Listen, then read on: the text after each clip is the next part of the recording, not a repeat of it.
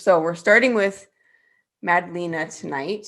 I'm just so excited. All three of these talks are going to be fantastic. But I'm going to briefly introduce Madleina here, and then something that we've never really done before that I am particularly looking forward to is that we're going to have kind of like a little fireside chat with each of our speakers and just get to know them a little bit more before they take the stage and give their presentation. So just to introduce her, though, a little more properly, Madleina is currently the engineering manager for Angular at Google. And she's worked for Google on 3 different continents on various projects. So I love that. I'm gonna ask her about that here in a second. The longest time was for search, like Google search, working on the results page. And in her spare time, she enjoys doing jigsaw puzzles and horseback riding. So, and then her talk tonight will be on, it's going to give us a peek into the Angular team and just sort of their goings on and how they function as a team. So I'm excited for that talk. But yeah, Madleina, thank you for being here. I'm excited to be here. Awesome. And so I know you're currently in the Bay Area, you're in San Francisco, but tell us more about what that meant. You said you've worked for Google on 3 different continents. So kind of tell us where you're originally from and where your travels have taken you. So I'm originally from Switzerland, which is where I'm sort of born and partially raised. After I finished my college, which was actually in the US on the East Coast, I went back to Switzerland and worked for Google over there. So it wasn't like I was in Switzerland all the way until I got hired by Google, but I went there after university and worked there for a while. But then I ended up also taking an opportunity to work for Google in Sydney, Australia for a year, which is super exciting because I love Australia. I have an aunt in Australia, so I've been there before and always enjoy being there. So I was like, hey, that sounds great. Might as well try it for a year. And then decided at the end of the year that I wanted to be closer to some of the friends I made at university. And so that's when I moved to the West Coast, because it turns out a lot of folks, I studied in Boston, which if anyone ever been in Boston in winter, it's not the greatest in winter. And so a lot of my friends decided post-university they're going to move to the sunny West Coast instead. And so I ended up moving over here. So that's how it came about. All right. What are some of your favorite things to do there in San Francisco? I think I love hanging out with my friends. I'm probably a little bit more quiet person in that way, that I enjoy my downtime or enjoy my smaller friendship circle rather than going out in big ways. But I do enjoy sometimes also seeing the scenery, going to the coast, seeing one of the places took me almost 10 years to discover is that there's elephant seals that are more or less year round at the coast, but especially over the winter, that's when they give birth. And so there's huge colonies there to go visit. And so that's been a fun thing to go see a couple of times. So if you're ever in the area in like January, February, you have a great opportunity to see a whole bunch of elephant seals. That's awesome. That's always fun. I've not seen them there in California, but in Oregon. So that's really They're cool. amazing. Now, yeah. At a distance, just to be clear, at a distance. Right, not too close. So how did you get into the tech industry? Kind of tell us that story a little bit. I was always fascinated. We got a computer when I was just before about 10 or 11, and I was very fascinated by it because at the heart of it, it's such a stupid machine, but it was able to do so many things. And so that sort of fascinated me about computers. It's like, how do you get that thing to be smarter and do more things? And so, but I didn't end up exploring anything outside of school. So I took, in high school computer science class, and then I studied in university and went from there. But that's sort of what sparked it, was just I can make it do things for me, was sort of the inspiration in that, of being useful and making it more useful. Yeah, cool. Okay. And then also we mentioned that you like to do horseback riding. So yeah, tell us a little bit more about that. How did you get into horseback riding? And is this more like riding, or do you do, and sorry, I don't know the names, but more of like the tricks and the jumps and things? What? At this point in time, I'm mostly focused on what's called dressage. That's the one at the Olympics where there's the music playing, but when I ride it, there's no music playing, right? Like we don't do any of that.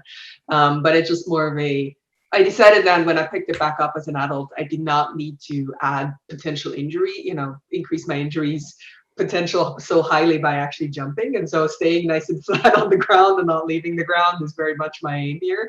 And so that's why I went more in that direction. But, it started as, probably not uncommon, pretty typical teenage girl fascinated with horses wanting to ride. So I rode as a child and then took a long hiatus and decided to pick it back up again as an adult at some point in time.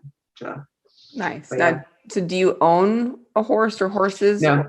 I just ride the horses that are at the stable of the trainer I work with. And What are some of their names? The one I'm currently riding is called Merlin. Awesome. But we've also had a couple of others that I used to ride were called Luke, Lenny, Sasha. So they're all over the map in terms of names. Nice. I always like finding out what the horse names are because they're not typical pet names. So that's cool. Although I find that actually cat names are even more amazing if you ask.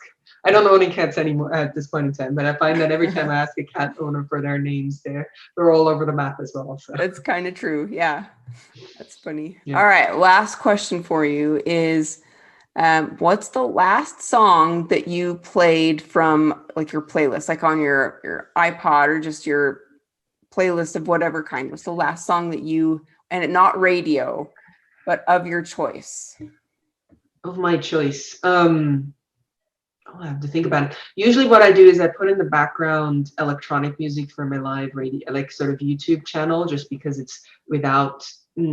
because it doesn't have a lot of words, it's much easier for me to work with it.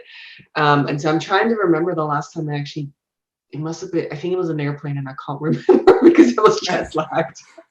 So that's sort of more my music choices, that in the background. And so just because, as I said, it's easy, other than the radio when I'm driving, but it's just sort of the easy thing to concentrate on while I'm working.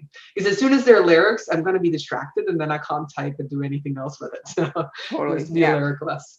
Yeah, I'm kind of like the soundtrack person. So because same thing, if it's lyrics or something, then I get distracted, but I like soundtracks.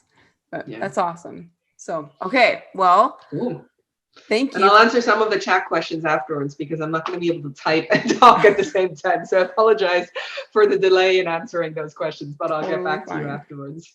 Yeah, and there will be a Q&A at the end as well for your actual presentation. So maybe we can skip in a couple there. But let's get on to your talk. I know you've spent a good time preparing, so we want to make sure you have time for that. But I will just turn the time over to you, and then everybody else, if you can mute your microphones and turn your cameras off, that would help a lot. But let me see on to you. Make this work.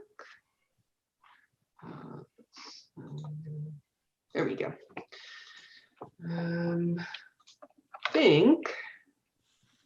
Am I presenting or am I not presenting? Yeah, it looks great. All right, because it doesn't show at all on my screen here. So we'll see how this works. This is the first time I'm doing this talk, so I apologize. We'll see how the timing works out as well. But I figured people keep being curious about our team, so I figured I'd give you a little bit of an insight. If you walk away from this talk learning some new things to try with your team, great. That's part of the purpose. But if you also walk away from this talk going like, you know what? This is just like any other team I've been on. It's pretty boring. That's also great because that's part of my purpose here as well, is to demonstrate that we're not much different from any other team. We struggle with a lot of the same issues of how do we work together and have very similar solutions as many other teams. So this is my attempt of just illustrating a little bit more of what we do at Angular and how it all comes together. So one thing before I get too deep into this that I want to talk about is when I talk about the Angular team, I actually talk about all of what I consider all of the team in the sense of cross-functional, where it's not just people who report into me as the engineering manager, but also the other folks that we work with, DevRel, documentation writers, as Dave knows, PGM, PM, but even some of the collaborators externally. So just as you be aware that the term Angular team here is inclusive of a lot of other functions, and it's not purely based on a single reporting structure. Because we find that that's more important for us. That's what binds us together as we work on Angular together, not who do we report into. So then the other thing that I'm going to start with is sort of, or place first, because I think it's one of the things we've been defining ourselves recently with is, oh, hold on, that's the wrong, there we go, is that we're a remote first team. This is one of the things that has changed during the pandemic. I think pre-pandemic, it was primarily a team in the Bay Area, San Francisco, and Sunnyvale. But then as everybody went working remotely during pandemic, as many other places, as Google was thinking about what happens when we all come back, we decided collectively as a team, we're going to stay this way. A lot of people found there were people who decided to move away, and there are people who we never been able to hire because they weren't wanting to live in the Bay Area. So more than anything else, what we wanted to focus on was let people work from where they're most productive. And for some people that's at home, and for some people that's in an office, but we don't always have to be in the same office together. And I do really mean that we are remote first and not just remote friendly, because at this point in time, we have more than 10 locations in the team of where people are working from. And we actually have a very distributed leadership group as well. And what I mean is that I'm in a different location than most of our TLs, of the other managers, of the other leads from DevRel or Docs or any of the other teams there. What I like about that, because as I've been thinking about what happens as we go back to the office, is that it makes it very hard for any one person to be excluded. Because if everybody's distributed, it's much easier to remember the other people who might not be visibly to you down the corridor, who's sitting right next to you. And so this fact that we're this remote, this much distributed, I think makes it easier to keep everybody included. And yes, it does really make us remote first and not anything else. So given that, what we're going to go into next a little bit is some of the ways that we manage to organize ourselves, given the fact that we're so distributed. And we're going to start with calendar, because calendar sort of rules all of our lives. It tells us where to be at what time. And the first thing we've done is we sort of decided to set working hours, or core working team hours, probably in the sense of where we want to do most of our team meetings. One of the things to know with as many locations as we do is we're actually distributed over 9 time zones now. We have people who are joining us from Europe as well as East Coast, middle of the States, and the West Coast of the United States. And so we needed to set some reasonable hours for everybody where we can set our core team meetings that work for most of the folks. It is a little bit on the late side for the European folks, so we keep trying to nudge that window a little bit earlier and try and really condense it to just the necessary meetings so that it makes it reasonable for everybody involved in there. Along with that, the other thing that we've asked people to turn on is what's called working hours. You might not have seen this because it's something that's only available for Google Workspace options. So if you have a domain, your employer can do this, your universities can do this as well, and we've turned this on internally at Google as well, is that you can set working hours. That means that on a daily basis, you can say, okay, I'm going to be on Mondays available for meetings and working from 7 a.m. till 4:30, and then Tuesday might be 8 to something else. Mine are pretty consistent. But the point of that is then when other people end up booking meetings with you, they can immediately see, is this within what you consider you to be your working hours, or is this outside of their working hours? Is it too late? Is it too early to really book that time? Over time, you tend to get to know that about the people you interact with the most, but there's a lot of folks that you might never have interacted with or not had to book meetings for before you starting on a team. And so having a tool like that where it's really visible as you're scheduling makes it easier to be respectful of everybody's choices there. There's one other thing we ask people to do is make sure that we also add blocks that are not just for meeting hours. So as you can, it's not actually my calendar, but it's representative of my calendar. So I always have a breakfast block and have a lunch block. I actually had to add those during the pandemic because I realized that was relatively early on how we, or rather that I ended up having scheduled myself completely over lunch and I had no chance to eat, and that makes me grumpy. And I ended up having to put it in there partially as a reminder to myself to not just let meetings be booked, but again, it's a signal to other folks of like, hey, I actually need a break right now to go grab food. Please don't book over the time. But also things like,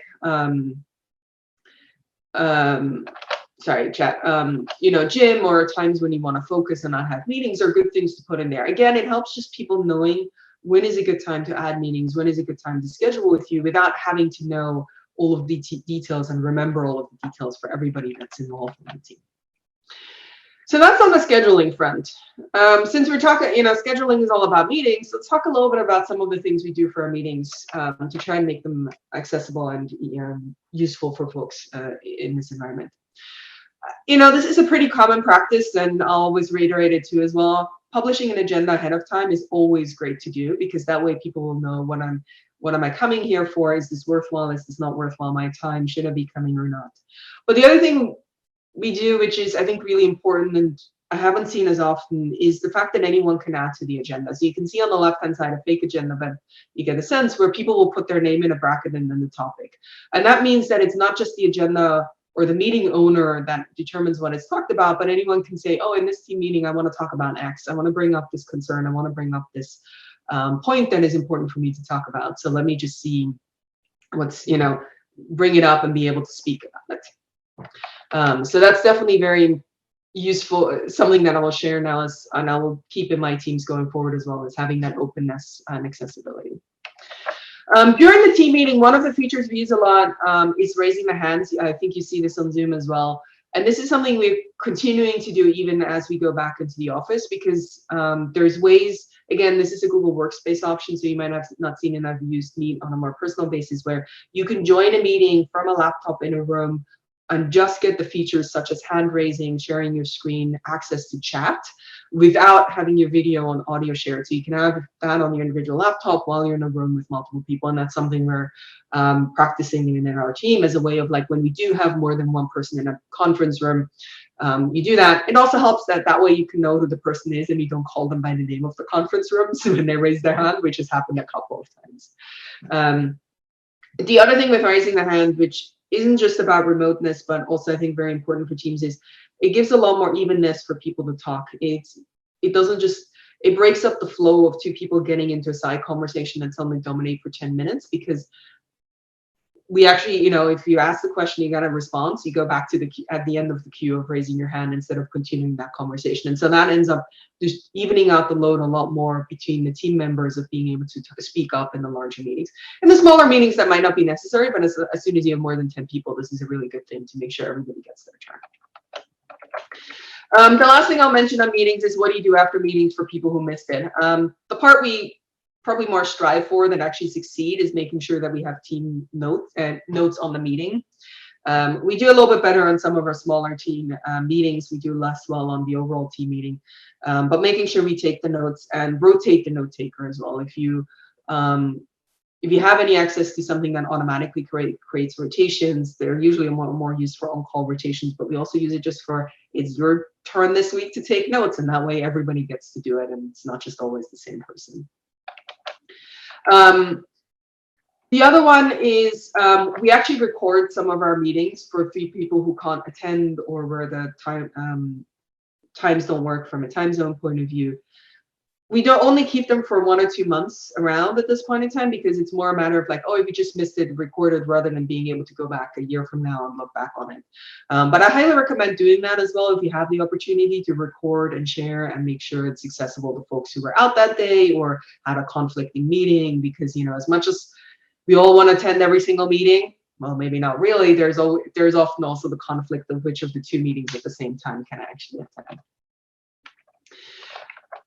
As part of what I've been mentioning all along is equal access to information, and this is part of why we do the recording and note taking. But there's a few other things we try and sort of say prefer A over B, just as a way of making sure that, again, everybody gets equal access and equal information and we don't accidentally leave someone out. The first one is, if you have you're using Slack, you're using Discord or any other chat medium, make sure you use a group, not a private DM. It's always, you might not realize who you forgot, or you might not realize this information is useful for someone else. This is a little bit the equivalent of the conversations you overhear of you in person in an office, where someone else is giving a tip over to some other person down, sitting 2 desks down from you, and you might not realize it's relevant to you until you hear it, and then that's great. But if everything is always done one-to-one on chat groups, you don't have a chance to overhear and hear the same information in that way. Especially with a remote first team, and again, this is very was mentioning earlier about how distributed helps us, is trying to have things online and on a VC rather than just doing it in person on a whiteboard and accidentally exclude someone. Yes, it is a little bit more painful not having the whiteboard sometimes, but if it is also worthwhile to make sure that you're not leaving someone out. And again, this doesn't mean it's always just sort of something to consider and make sure to create there. Written summaries of meetings and decisions rather than ad hoc catching people up. This is, again, one of those we probably are striving more towards than actually always emulate as much as possible, but it's something I found more useful to try and get into over time. And similar, last one is email groups over CC list individuals. A lot of this is about sort of creating that structure of having subgroup team lists where everybody's named, and that way you don't have to remember and then accidentally forget someone, because the accidentally forgetting someone is really terrible. Since we're so remote and have been for a while, one of the things we wanted to make sure is to have a daily space for connecting. And I can already hear some of you guys groan when I mention this, but we do actually have daily stand-ups in a lot of our sub-teams at the moment, although we always revisiting if it makes sense still or not. But the important thing about those spaces that we created is that it's not just about like, oh, what did you do? But actually often what happens is the first 5 minutes are spent catching up on someone shares something that happened, something cool they saw at night, or something cool they did yesterday, and people chit chat a little bit. Then we do a quick round of stand-ups. But the most important thing is more to know, are you blocked? Are you waiting on a code review? Are you waiting on someone else doing something for you, rather than like, oh, this is the thing and this is what's, you know, trying to keep track of what everybody's doing. So it's more sharing of like, are you blocked? And also having a bit of a sense of what your coworkers are working on if you don't ever overhear them talking about it. So that's one of the things we've been doing for connecting. One of the things we try very hard to strive towards is that no one works alone. As part of that, what we try and make sure is that every project has more than one person. I think we've all seen that XAKCD comic by now on the left-hand side of the having that block of one person propping all of it up. And what's very important as well for us, as many other teams, is making sure that we don't end up having a single person knowing only one part of the code base. And so that's, you know, there's a very practical reason as well for making sure that people pair up on their work, because it eliminates that potential of people not knowing a piece of code when someone else leaves. But there's also that social connection of being able to have someone else know your work and be able to ask questions about, or when you're stuck, being able to talk to someone about it. And that's really important as well.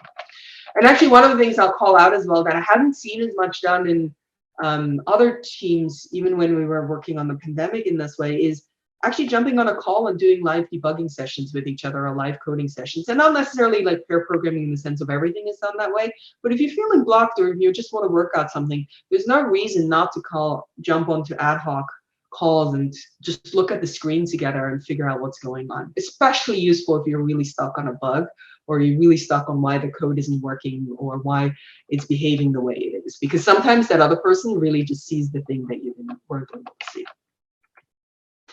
The one thing we're really excited about that we were finally able to do a couple of weeks ago is coming together in person. This is something that we missed a lot over the last couple of weeks, couple of years actually at this point in time, because it just wasn't possible to travel, or it was uncertain if we should, or the windows were so short by the time we thought about doing it, it were possible.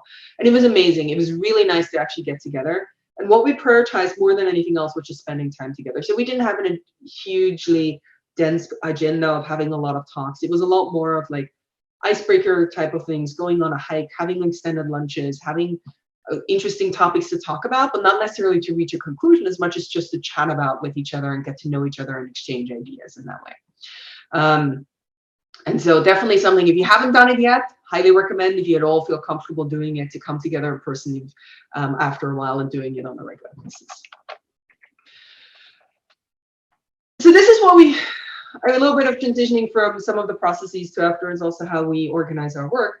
But one of the things I want to call out is that this is something we do a lot in terms of what I talked about is what we have today, but that might not be what we have in 6 months or even in 3 months, because the other thing that's really important is to continue to improve and iterate. And so what we do a lot is we have retrospectives on a regular basis. It's about monthly cadence, where we ask ourselves 3 questions. What went well? What could have gone better? And what do we want to change, and what do we want to improve? And that helps us like make mini tweaks all along of like, oh, that thing isn't working, let's tweak a little bit here. And it can be, you know, sometimes it's like, oh, we realized our tests are getting flakier, let's deflake them. Or it could be like, you know, this meeting isn't working anymore, let's try something else. Maybe we cancel it, maybe we do it every other week. And so it can span anything on the team. It can be technical, it can be process, it can be people, whatever it is. But the point is just to have that time to think about what is working, what isn't working, what do we want to change, and then take action items. And then one of the other things we do is the next time we have a retrospective, we go back to the previous month and look at the action items and go like, okay, did we actually do all of the things we do? So sometimes we have to go back 2 months to make sure that we actually follow up on all of the action items that we set ourselves in this regard. And so that's why, as I say, like, this is what we're doing today. That doesn't mean we're going to do all of this in 3 months or 6 months, because we're continually iterating and trying to improve upon ourselves. So this is more of the process part of the talk of what we're doing. And from here, I'm going to talk a little bit more of like, how do we set our work and how do we talk about it? Or how do we know what we want to do? What we've started doing is what I call North Star vision. I adopted this term for more UX folks who like to talk about like a North Star of where they're aiming for with their UI, but I think it's also actually really relevant for more infrastructure teams. You want to kind of know where you're going. You might never reach it, and that's fine, but you want to know, you want to have that North Star in the sky that's guiding you where you're going, as a way of knowing, oh, you want to go a little bit more left than you want to go right? Just as a navigational aid of where you're trying to, roughly speaking, go to. And so this is what we've been thinking about on the Angular team as well, is trying to send a sense of where we headed. And a lot of this is about being a better product for everybody and what does that mean. From there, what we've done is we've taken some of pillars of being able to say, these are the emphasis that we're going to place over the next couple of years in terms of areas that we're going to focus on more than other areas. Because there's always more to do than you can. So you're going to have to pick what you're going to really focus on for the next little bit in order to actually make progress on these areas. So what I would say is that this is sort of the top-down part of things, where we end up just having like, here's where we headed, here's what we're doing. And then the other part that happens is we actually have a bottom-up where we have a prioritized backlog, which feeds into our OKRs that kind of were influenced by all of this. So what we actually do is on a per sub-team basis on the Angular team on bi-weekly basis or so, they're just continually having a little bit of a backlog, making sure that as new ideas that come in, we go in there. To be clear, a lot of things that we have on the backlog are large projects, and so it's not like we pick up new projects every single week, because some of these are larger projects. Like typed forms was a project that we had for 6 to 9 months in our current work list, and that meant there wasn't any other project that was going to get there. So in that sense, it's a little bit different than agile than what I saw in the comments. So it's a little bit less on like really having so fine-grained that we know on a weekly basis. But we try and push down more that the teams know, they hear from customers, and I'll talk about that in a second, how we pick what we choose on. And so I want to delegate and make sure everybody has that, scope to set their own vision on what they want to do. From there, it's easy for us to set our quarterly OKRs and our yearly goals, because if we know what we want to do and we've done the backlog correctly and it fits within the pillars that we talked about, it just sort of naturally falls out. Here's the big things we're going to do for the next quarter. Here's the things we're going to do for the next year. And so this is why it's a little bit of a top down and a bottom up, where the individual sub teams tell me what they want to do, and I sort of help set and make sure we all know where we're trying to head. And it's actually worked out so far that we didn't end up having too much of a mismatch between the two of them. So how do we know what goes into the backlog? Or how do we think about, actually, I realize I need to switch these two. What we do is we end up having, we're in all of these spaces. We attend meetings, we see the GitHub issues, we're on Twitter, conferences, we talk to you guys, we read what's being posted everywhere. And that's all like sort of background information and constantly we get more information from, which is how we end up doing our prioritized backlog. The good thing is at the moment, a lot of the most immediate needs are very obvious because we have a couple of really big things we need to go after. And unfortunately, that means we have a little bit less time for the smaller things. But that's what really comes together, is that we take all of that and sort of create a backlog out of that. And because teams are exposed to all of this, that's why they are able to make these decisions themselves on how they want to do that. The one thing I'll say is, as we do that, going back to the slide I was skipping for a second, is that we're trying to constantly balance on a number of different dimensions, and I'll call out 3 specific ones. One of them is about 1P versus 3P. The good thing is that because our product is the same in both cases, a lot of times this is actually relatively easy to achieve, because most of what we do is relevant for both 1P and 3P. And so it's relevant for both the internal usage and the external usage. And so it's probably the easiest one of these to navigate in some ways, because so much of our work is common across the board. But we are keeping an eye on making sure that we are actually doing work. There are some areas that are only relevant internally and externally, usually as we interact with the rest of the tech stacks. And so we need to make sure that we cover both of those. We also want to make sure that we have a good mix of really pushing what may often refer to as innovation or big rocks, right? Like these larger projects that are going to take a lot of time and that are really going to end up take a while to figure out what we want to do and implement, as well as doing the smaller things, the maintenance work. Some of it is just doing upgrades on TypeScript as the new versions come along. But some of it can also be more just fine-tuning our rougher edges and smaller tasks, and trying to have a good mix between the two of them, because they're often also different types of work. And so it's nice to bounce between something that you might be thinking about and wrapping your head around something very abstract, and then being able to do something that's a little bit less abstract and a little bit more concrete. And this is where the big and the small often comes together too, is like having tasks that span weeks at a time, and tasks that might be more a day or two of just fixing a couple of issues, and letting people be able to, if they get frustrated with one task, be able to pick up something else and make some progress and then get back to the other one. And I think that was all I have to say about Angular. So I'm hoping that was a little bit helpful. And as I said, like if you came away from the first part of like, oh, that's mostly what my team is, that's great. If you have any suggestions on something else you guys are trying that would be useful for us to try, I'd love to hear it. And I hope the latter part gave you a little bit more of a sense of how we think about our work and how we try and create our list of work. Oh, I think that was fantastic. I think you had so many ideas there of just how to keep things going, and it was a fun snapshot into how the team is working. Does anybody have questions? I was trying to encourage anybody, if you had some, to put them in the Q&A so that we could find them there. But are there any other questions for you there, or for Madleina there? One thing I did want to point out though, Madleina, is something I appreciate about clearly what you're doing there with the team. And you were kind of mentioning this, how you're taking the team is always being conscientious of what the community is sharing out in Twitter or wherever. And I just want to thank you, because I think it's been very clear that given that that's a difficult thing to take input from the community and try to implement those ideas, I think you guys have done great with when and where possible. You've made changes or upgrades. And I think that's really, it says a lot about the Angular team and about Angular as a framework, that we're very community oriented. So We try. Yeah. Thank you. No, we really try. And I on the flip side, I would say is you guys inspire us as well, right? Like it's what's really interesting is we work on Angular, but we build less with Angular. And so we actually need to hear from people who use it, who are pushing it at the boundaries of like, where are the places that we could do better? Because we might not run into those as frequently as you guys do. And so we benefit a lot from hearing from you guys in these spaces to learn more about what is working for you guys, what's not working for you guys, what's easy, what's hard, and all of these ways is a way of being able to know where to take things. So yeah. Well, cool. Yeah. We do have a couple questions over in the Q&A. So one of them, first one from Reynold, and I'm sorry if I mispronounce anybody's name, but they would like to know, what is OKR?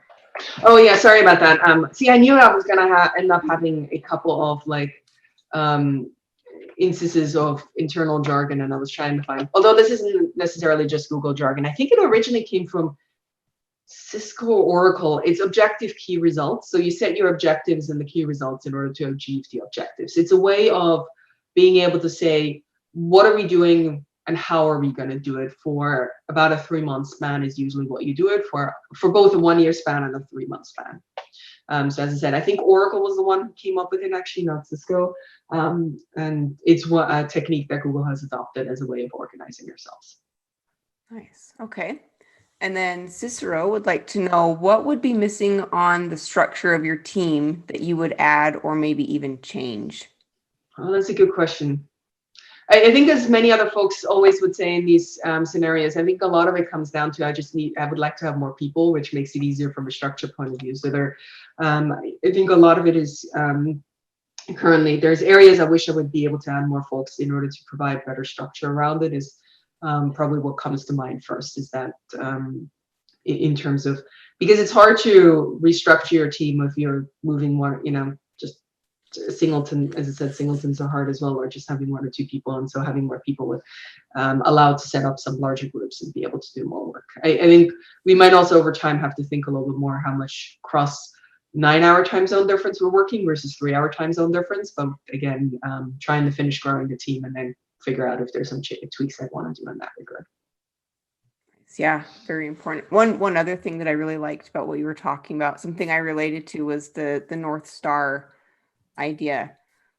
That's something that from like in education, you kind of refer to it as like beginning with the end in mind. And it's a Yeah. Franklin, or not Franklin, but a Stephen Covey principle.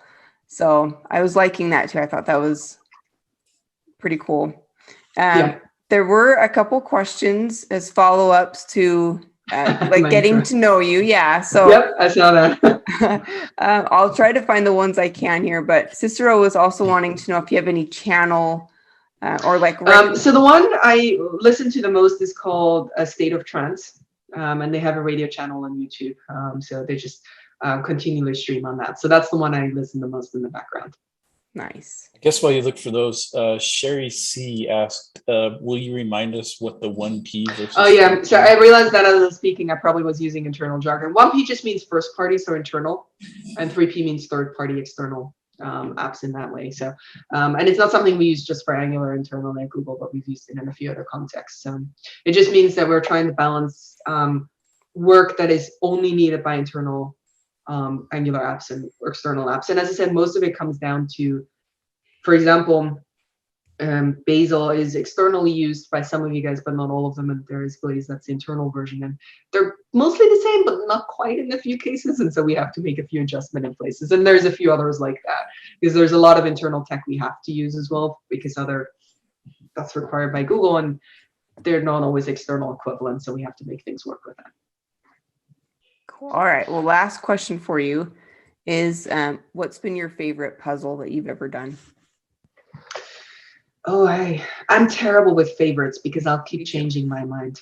What I will say is that I actually like I like them to be engaging but not too hard. So I prefer more the 1,000 pieces rather than like 5,000 or 18,000. I also don't enjoy the ones that are like an all white 1,000 piece puzzle. Terrible. That's not what I want. I want a pretty picture at the end too, and I don't want it to be too frustrating. So right, yeah, I'll say that.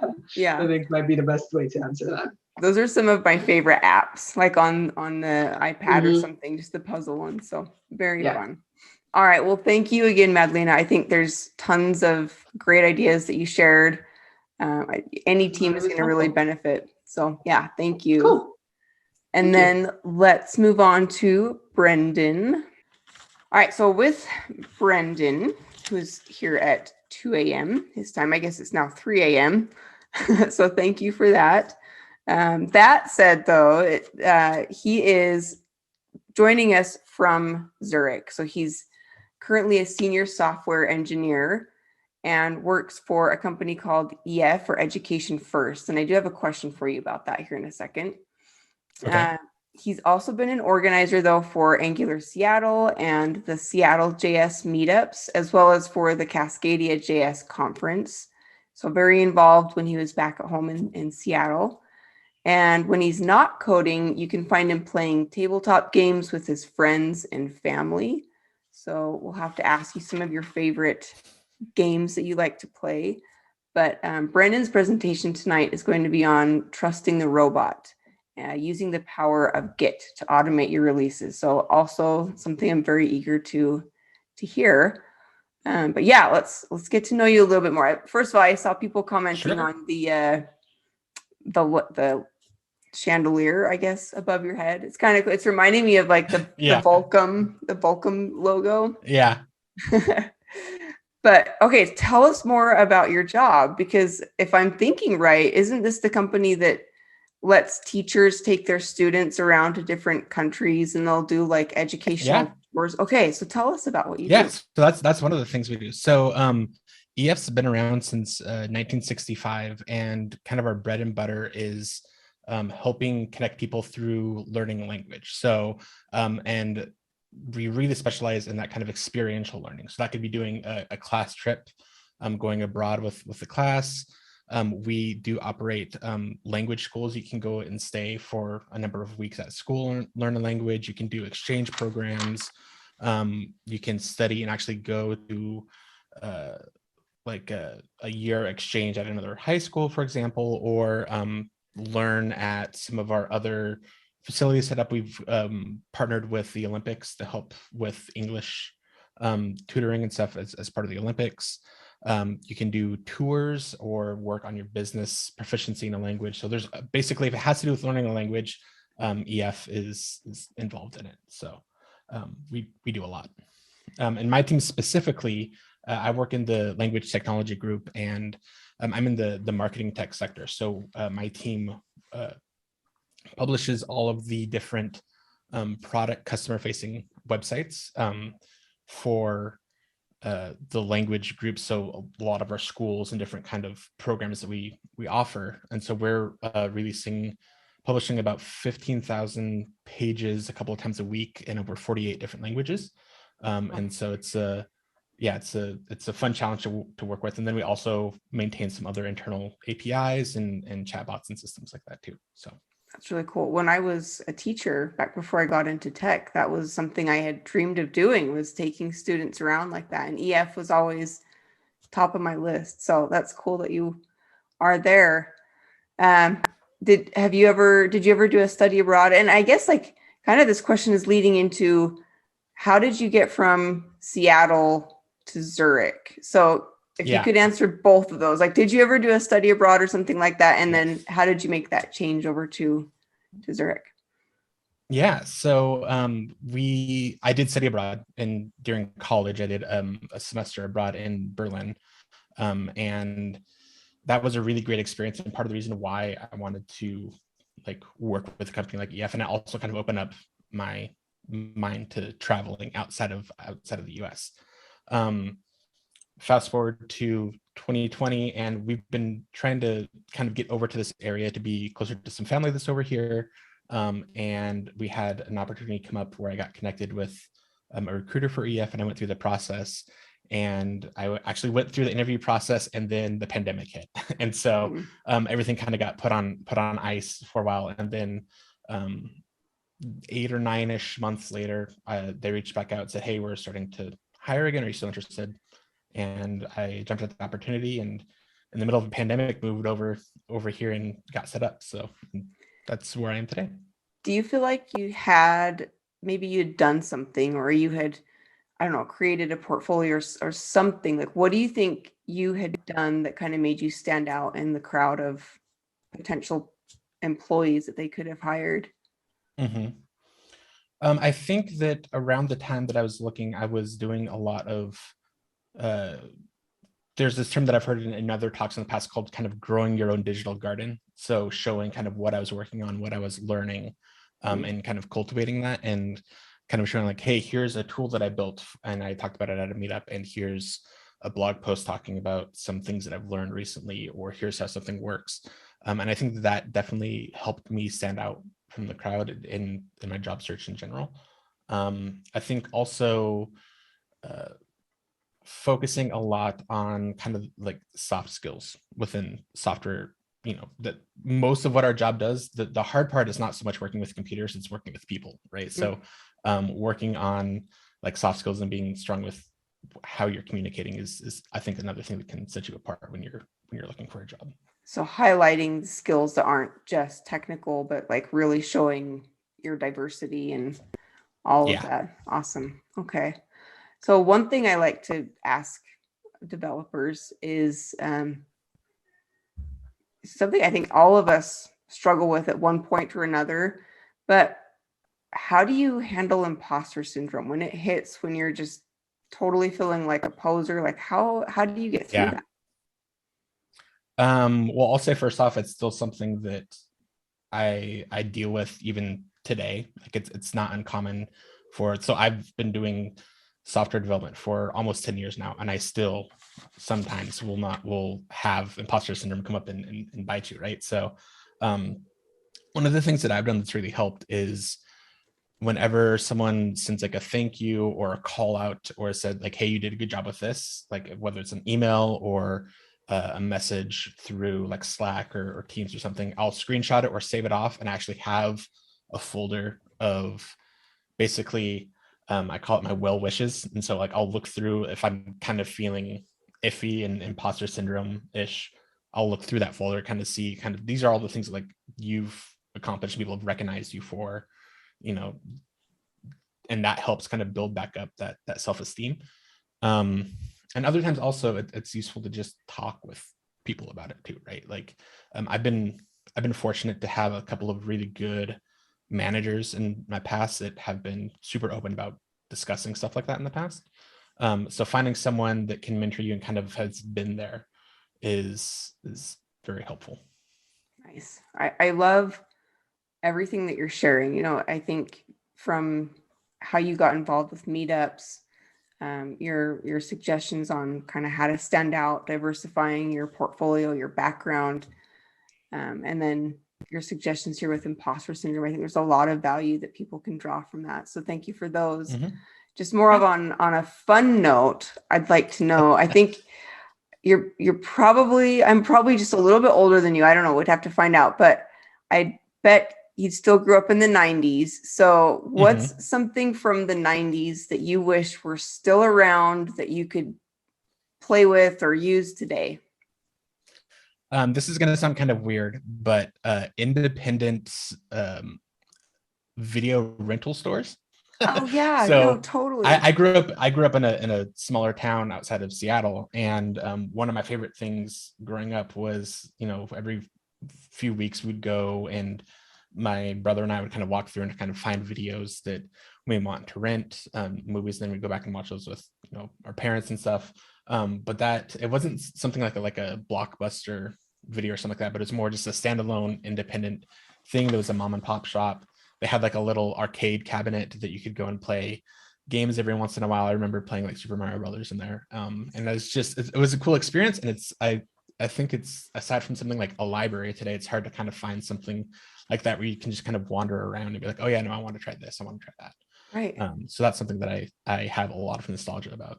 Totally. And see, I miss being able to find some of those older movies, and Redbox just doesn't cut it. They don't have enough titles in there. So great idea. I think we should start one. Yeah. All right. Well, let's not take much more time from your presentation. I'm going to turn the time over to you. And then again, if anybody has questions for Brenden, whether that's about him, like himself, or about his presentation, please put your questions in the Q&A and we'll get to that after he shares. So time is now yours. All right.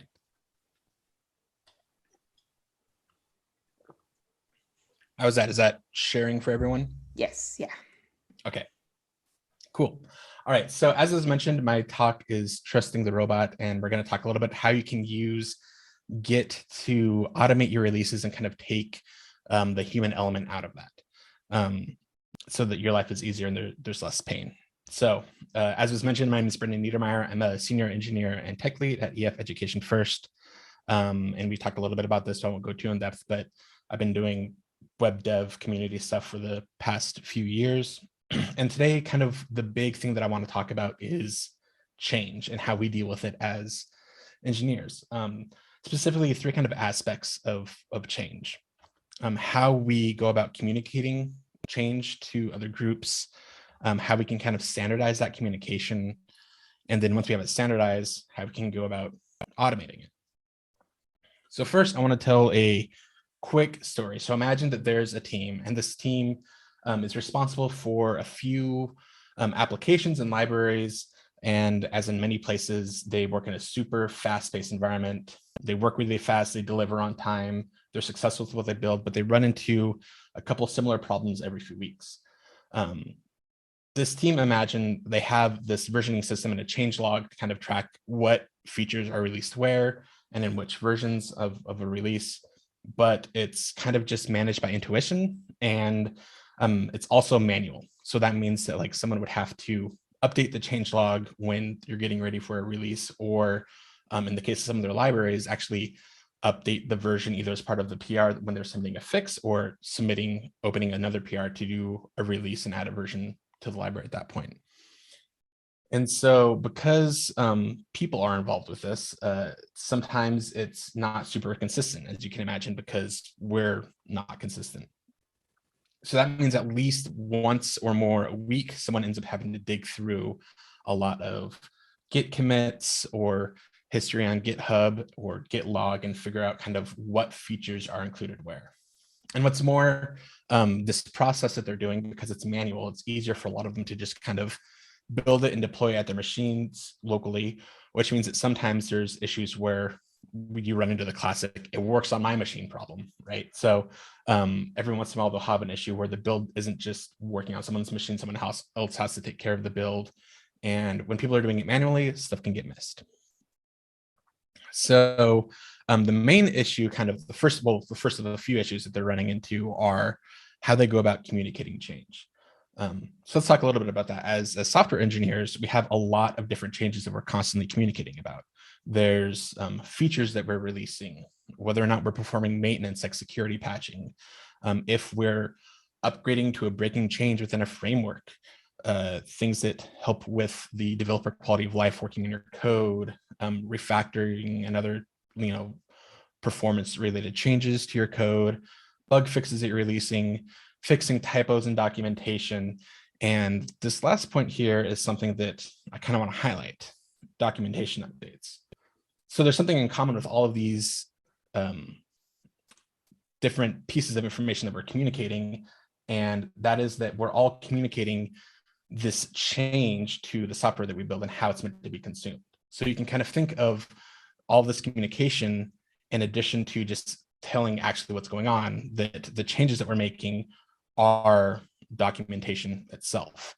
And on top of that, when you think about that a little bit more, how do we as engineers and developers communicate about changes within a code base?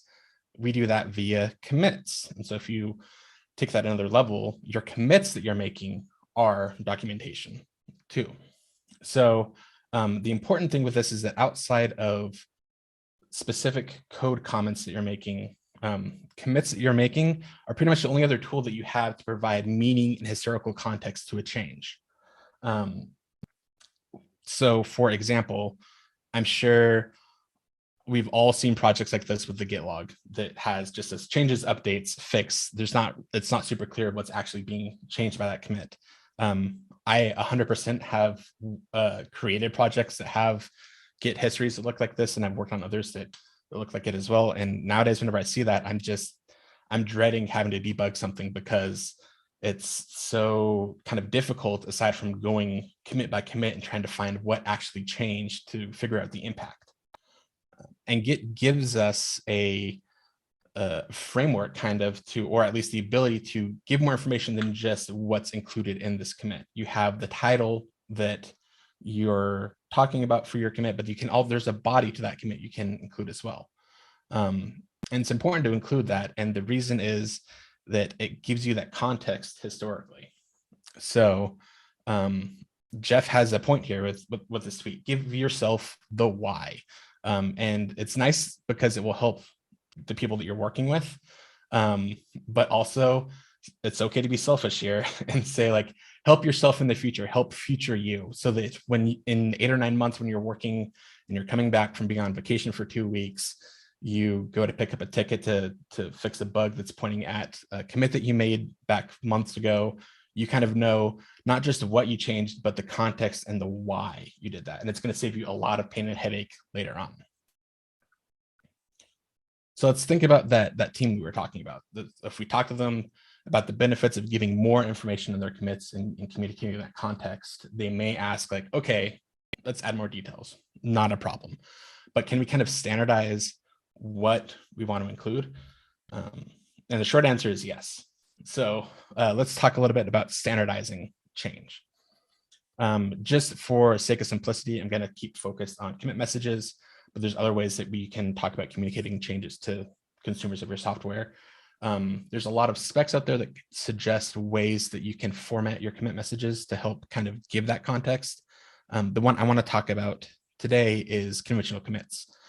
So this is a spec that, in addition to making it super clear as to the context around a change in regards to a scope or the type of change it is, it's also machine readable and parsable. And this is going to play an important role later on in this discussion. So the format for, first of all, also I want to say that conventional commits is inspired by and heavily based on the Angular commit guidelines. So if you look at the contribution guide for Angular itself, and if you look at the change log, a lot of the commits are going to look pretty similar to what you're going to see here in conventional commits. So this is the basic format for a conventional commit. You have your title that consists of a type, so whether or not it's like a feature or a bug fix, if it's a documentation update, things like that. And then the scope of the change, and this is where you can say like, this change impacts accessibility or a specific component or service or authentication, and then a short, terse description around the change that you're making.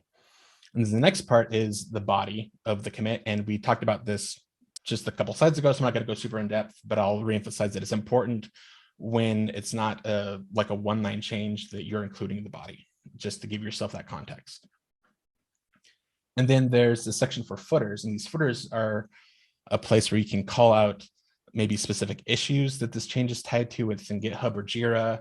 Also, if there's any breaking changes included in the commit. So a place where you kind of call out additional relationships or behavior with the commit that you're including. So what this looks like is something like, kind of like this. So we have our type here that says that this is a feature that you're adding to your code base. It has to do with authentication. The description is just saying, hey, I'm adding a new auth interceptor. And then the body describes kind of why we need to add it. And it's saying that, you know, we're migrating to a new system. This is going to be using the new service that's built to work with the new system, but it's disabled by now until we're ready to actually flip the switch and move over to it. And then it ties it to the GitHub issue that it has to work with or has to deal with. So if this is something that like our team and our story wants to adopt, right, it may be difficult to kind of get everyone on board. So there's a few tools that can help with that. Things like Comitizen, which is pictured here, gives you a few prompts, you can answer them, and then it will actually take care of the formatting of that commit for you. So you don't have to worry about making sure that it follows it perfectly. Commit lint is a tool that you can use to lint the commit messages like we do with Prettier or our you know, normal code bases or ESLint to make sure that they're adhering to whatever structure you want. And then you can use Husky to actually have that check run whenever someone is making a commit locally. And I'll mention that Comitizen also has this really cool feature where if for some reason your commit fails, you can retry it. So if you spent 5 minutes typing out a super in-depth body for your commit message, you don't have to lose all of that work and start again. You can just say Comitizen, retry, push it in. So going back to the team from our story, perhaps they've decided, okay, we want to start adopting conventional commits. We want to start using Comitizen and linting and commit lint and making sure that we're all adhering to this format for our commit messages. Do we have a standard way that we can communicate this change? And if we, well, now that we have a standardized way of communicating it, are there other advantages that we can have? For example, from our story, our team still doesn't have a super clear way of determining the version that's going to be released. And I'll do a quick aside and talk a little bit about semantic versioning or SEMVer. This is a pattern that is pretty popular within the JavaScript world and outside of JavaScript around how to go about declaring a version for your software. Basically saying, given a version of major.minor.patch, majors handle breaking changes, minors are backward compatible features, and then patches are backwards compatible bug fixes. So if you think about kind of conventional commits and then SEMVer itself, there's kind of a parallel between the types of commits that you make and the rules of semantic versioning. So our fixed type for conventional commit correlates to a patch version bump within semantic versioning. Features correlate to a minor version bump. And then if we have any breaking change, regardless of the type, that's going to be a major version bump in your software. Now, there's other types of commits that you can do for like CI changes and documentation and tests. But these are the three kind of main things that correlate to how it impacts the version. So we have this process now of having your commits and kind of the version that's derived from them. And it's pretty straightforward. So now that we have kind of rules about how this should be consumed, we can talk about automating these changes. And when I'm talking about automating, what I really mean automating change is automating your releases. So is there something that can be used to ensure that now that our commits and everything are consistent, that our releases are as consistent as those commits and the commit messages? And the answer is yes. So there's a great tool out there called Semantic Release. This is a tool that takes that progression of commit messages in SymVer and automates that entire release process. It can do things like publish to NPM for you and create releases on GitHub and give notifications to issues that are open saying so-and-so has been released in this version. So the way that this works is essentially whenever this is run, it will analyze the commits that have occurred since the last release you did, and it will determine the release type, and it will follow that kind of SymVer style pattern. So a fixed commit will result in a fixed release, which would be a patch, a version bump in SymVer. Feat would be a feature release and a minor bump, and then any commit, regardless of the type, if it has a breaking change in it, would be a breaking change release. And the nice thing is that if this doesn't fit exactly what you're looking for, the different types and what kind of releases they can publish is totally configurable. And the nice thing is that because it's configurable and it's automated now, this is predictable.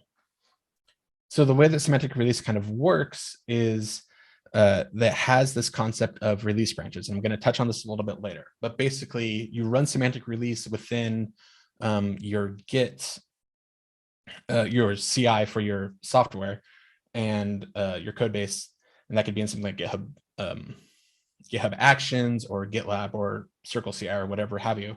And it will take care of this for you. It'll determine the version, prepare a release, and publish it.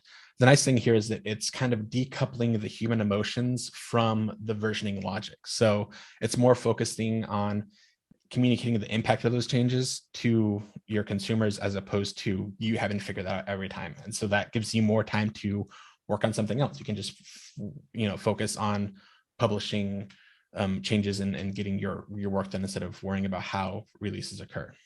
So we go about configuring it. There's this release RC file that you include in your repository, and you declare your release branches. And what these are essentially saying the branches within your repository that you can create releases from. So it can be super simple and just have one branch there, or it can be more complex and spell out some more complex logic. We'll touch a little bit on what a branch configuration looks like and what it does later on. But you can get super complex if you want to, especially for things like libraries. It's super powerful. There's also a bunch of plugins, and these are plugins that are called in the order here throughout the various lifecycle hooks that Semantic Release calls as it's analyzing everything. So these can handle everything from analyzing the commits and determining the version to generating your release notes, actually updating a changelog in your project. It can package and publish to NPM, create releases on GitHub, create if there's been any files that have been updated as a result of the release, pushing that to Git itself and checking those in. So that's also a big benefit that it can do too. So we've talked a little bit about how the configuration works. I'm going to show you kind of actually how it looks working with this within a project. So let me change my share here. Okay, so this is an Angular app that has Semantic Release set up in it. I will go ahead and pull up the release config. So this looks pretty similar to what we were seeing before. Let me close the bar here. We have our release branches. So in this case, this application is just only caring about commits to the main branch, meaning if you create a PR and merge it in, at that point, that's the branch that these releases will be created from. It will analyze the commits, generate release notes, update a changelog, create a release on GitHub, and notify any issues that those commits are tied to that they're included in the release.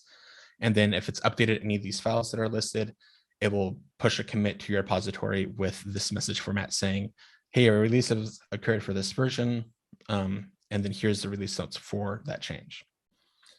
So the way that we get this to actually work within, I'm using GitHub for an example, is with the GitHub Actions. So there's a GitHub Action configuration file here, and I'll walk through this real quick. So this first is saying whenever there's a push to the main branch via something like a pull request, then run and execute this workflow, and it will run this release job. So it will check out our repository, and then it will restore our dependencies from the cache. And then at this point, We supply it a GitHub token so that it can authenticate with GitHub and do whatever pushes it needs to do or create releases. And then we just run Semantic Release, and the rest is kind of taken care of from there. It goes through and analyzes everything and creates the release as desired. One of the things I like to do with applications that are set up with Semantic Release is to create a second workflow that listens for GitHub releases to be published. This is a way of showing like a change log or saying essentially so-and-so version is available. This is just built in. You can subscribe to these being published within GitHub, and then using that as the kind of signifier as to whether or not a deploy needs to happen. Because at that point, what you get is the reference that was created when this release was published, which in this case is going to be the tag created by Semantic Release that has the version. So if you have any pre-release scripts that have to do with the version that you want to include in your Angular app, you can include that here, and then that script will run. In this case, I believe that the npm run deploy isn't using that variable. I think it's just, it's just calling ng deploy to deploy it to our production environment. One other thing to call it here, here's a quick commit lint example for linting commits on pull requests to make sure, help enforce that consistency again with your teammates as you adopt conventional commits. So this is a pretty simple example, not super complex. Let's try something a little bit more complex. Let me close this window and then. So this is an example of an Angular library that we're working on publishing. And the configuration looks a little bit different. So two big differences here are we have more release branches. This first branch is still going to be our default. So if I was to publish this package on npm, I would say npm install my package, and that's what would be coming from the releases created from the main branch. Now, if I were to release a release on the branch called the next, I could access that on npm by saying npm install my package at next. And Semantic Release takes care of that tagging within npm and making sure that it goes out to the right distribution channels. And then this one here, this 1xx branch allows you to kind of have what Semantic Release refers to as maintenance branches. So assuming that this library is on like version 2.0, if you had like an urgent security patch you needed to release to users, you could use this 1xx branch to push that release, and it would be published on the 1xx channel. So you could say npm my package at 1 or 1 point whatever the latest feature that they want is, and those releases will be installed. The release setup for GitHub this time. Oh, sorry, going back to here, I forgot one thing. Also, there's the npm plugin, which again handles that packaging and publishing to the registry. We do have to, for Angular libraries, have to point the package root at the distribution folder so that Semantic Release knows where to look for the files that it's actually going to bundle together and push to the registry. In terms of GitHub workflow, it's pretty similar to what was before, only we're having it be active on more than one branch. So you have main, next, and the 1x branch. So the same branches that we have in our release configuration. And then we're also building our package ahead of time here as part of our workflow before we run release. And that's because Semantic Release will actually publish the package to npm for you. Now, there's other ways you can do this. You can hook into some of the other npm lifecycle hooks to do this, but I like having it in the workflow because then it's super clear where that build is actually happening, and it can fail the workflow if something happens with the build and it fails. Only difference here is we're now including our npm token so that Semantic Release can authenticate with npm to publish your package. This Husky flag here is just to keep, if you have Husky installed, keep Husky from checking any commits that Semantic Release is creating, because it's not super important at this point. You know the format they're going to be in. So that's a slightly more complex solution. Let's try something a little more complex. So my team uses NX to manage a bunch of different libraries that we distribute internally within the company, both for our projects and other people's projects. So it is possible to push NX packages with Semantic Release. The folks at the Alberta government released a plugin that makes Semantic Release compatible.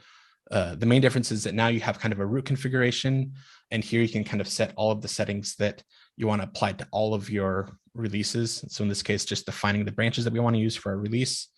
And then in the libraries themselves, you can create, there's a generator within the plugin that will actually generate these files for you. So it will create your release configuration. It'll update the tag format so that it's easier to kind of track what's impacted by which project is impacted by the changes. But other than that, aside from calling the actual NX release plugin, the rest of it is pretty straightforward and identical to the way that the rest of the configurations work. And the nice thing is that because there's a generator, you can actually use NX to add these in. So if I have lib3, for example, isn't currently set to use semantic release, as you can see here, but I can run this within NX and it will add our configuration here and it will update the project JSON to make sure that there's a release target. Now the releases for this are going to be a little bit different. Like before, we're paying attention to our release branches and installing our dependencies, but NX is really good at knowing what's been changed in a commit. So my recommendation when you're working with NX is let NX worry about what's changed in terms of what projects have been updated and just don't try to kind of reinvent the wheel here. So I'll run an npm run build, which is just an NX affected targeting the build target for all of my libraries. And then same thing with run release. If we look at our package JSON, oops, wrong package JSON. Our build is just running affected build, and then our release is running affected release. And so that way, if you're publishing a change that's to one or more different libraries, it will just be taken care of and NX can handle it from there. So moving back to our slides.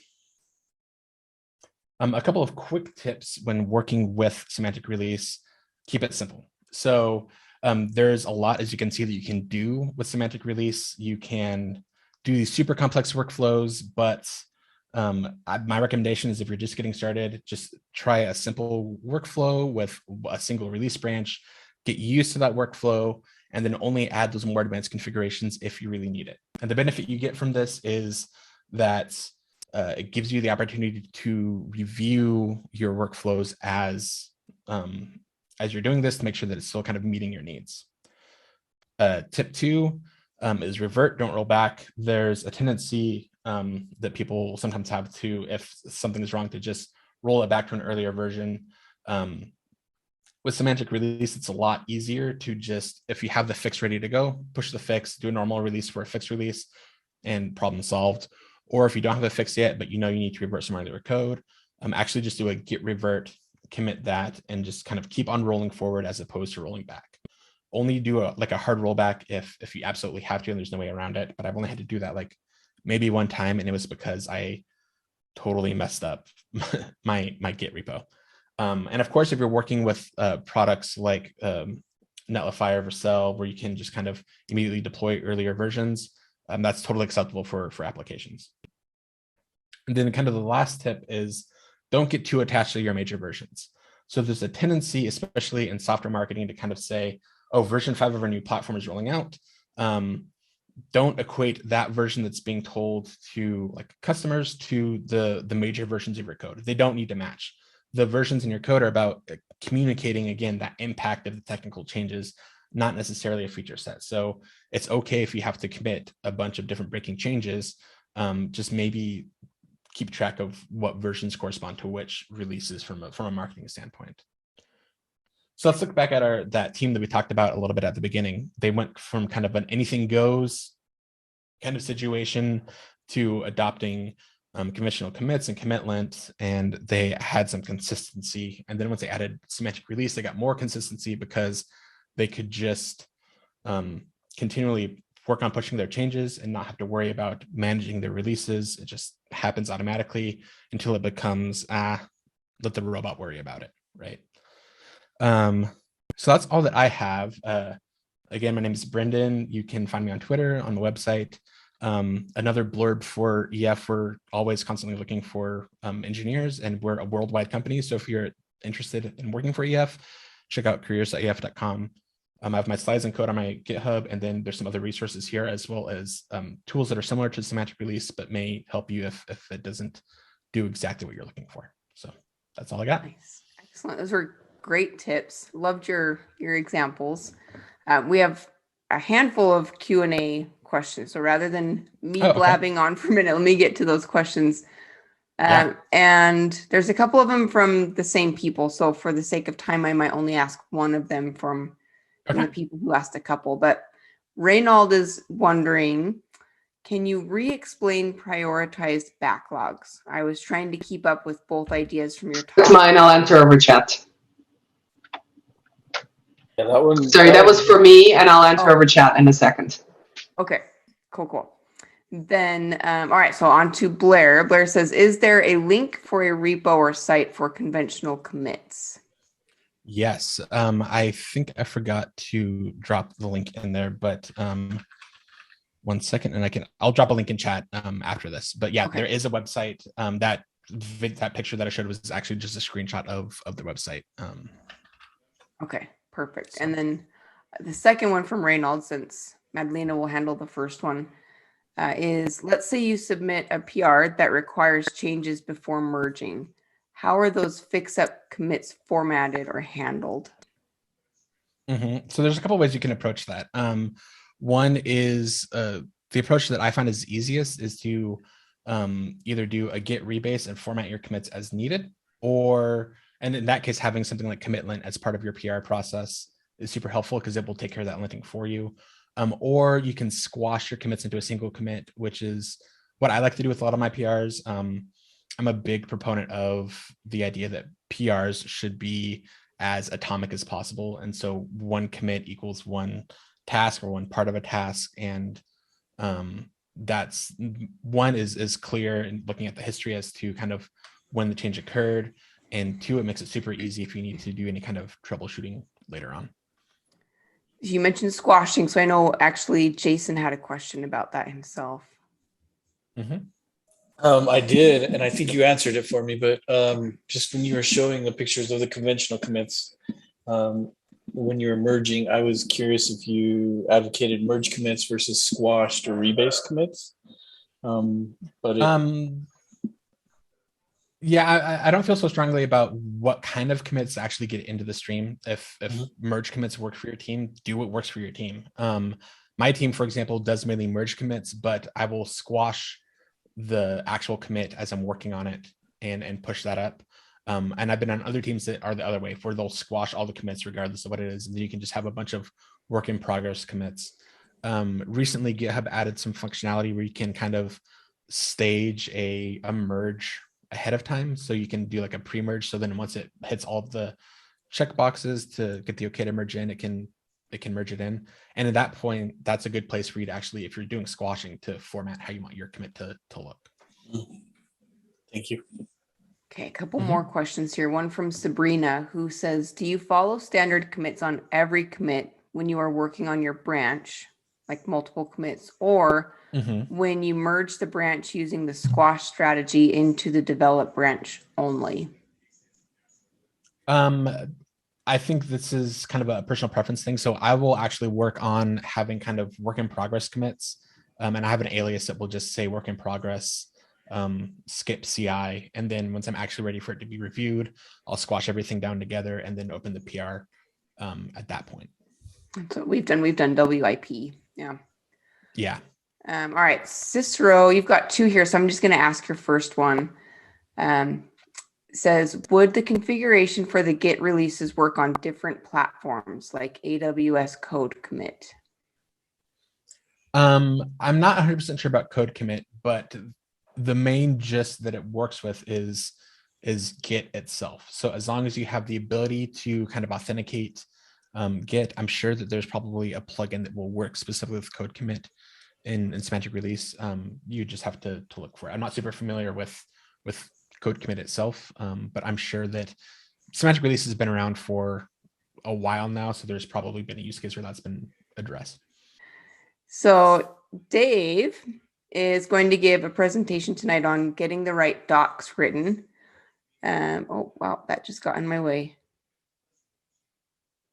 Sorry, I've got problems with Zoom that's clicking over your title. Anyway, the idea is that he is sharing the life of a technical writer. And I'm excited for this because for me, one of the most memorable talks I've ever heard was Dave's. He gave, it was a lightning talk back, what was this, NGConf 2020 or 2021? Must have been 2021. Okay. The talk was called Be Elated, Keep Content Updated, and it was entirely in Dr. Seuss style. So I will find the link for that and put it in the chat here when I'm done. I highly recommend you go back and watch it. It's on the NGConf YouTube. But Dave is just a really creative person. So I'm excited to connect with him here tonight. But recently, Dave just took a new job at Stripe. He's a technical writer there. You might recognize him from the Angular team where he just recently stepped down also as a technical writer, but he was spending his time leading the documentation efforts for Angular. So in other words, he's like a doc whiz, I think. But aside from his skills with documentation, Dave is, like I said, just a very talented writer in general. And when he's not, and Dave, you're going to have to correct me, I'm kind of going off of memory with these, but I seem to remember you saying that you have a love for Star Wars, and if it wasn't karate, it was something like that. Am I? It was, you're right about Star Wars and Okay. Aikido. I was a martial arts instructor in my spare time for many, many, many years. And I ran my own Aikido dojo. Oh, that's so cool. So up until about 5 years ago. So yeah. Awesome. Okay, now what's the difference between Aikido and karate then? All right, that is a talk in and of itself. And so I will say, just like in documentation, I never compare one product to another. I just say what mine does well. Okay. And Aikido is more like, I always joke that it's like it's self-defense when you're not sure when the person attacking you showered. Because it's a lot of redirecting and getting people away from you and stuff like that.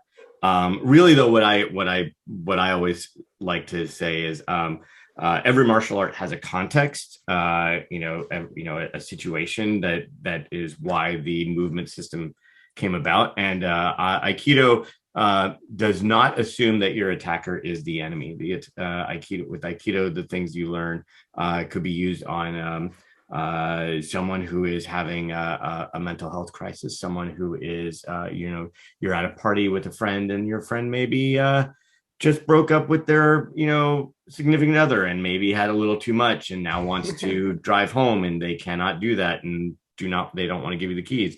It's that kind of a context. So, yeah, I did it for a long time. Nice. I love that. I love learning these things about everybody. So if you were given the choice of a ship from Star Wars, which one would you choose to fly or just fly in? Oh my gosh. I know, isn't this hard? I didn't even I didn't prepare you for that question. You totally didn't. I mean, everybody should say like the Millennium Falcon, but I think that is almost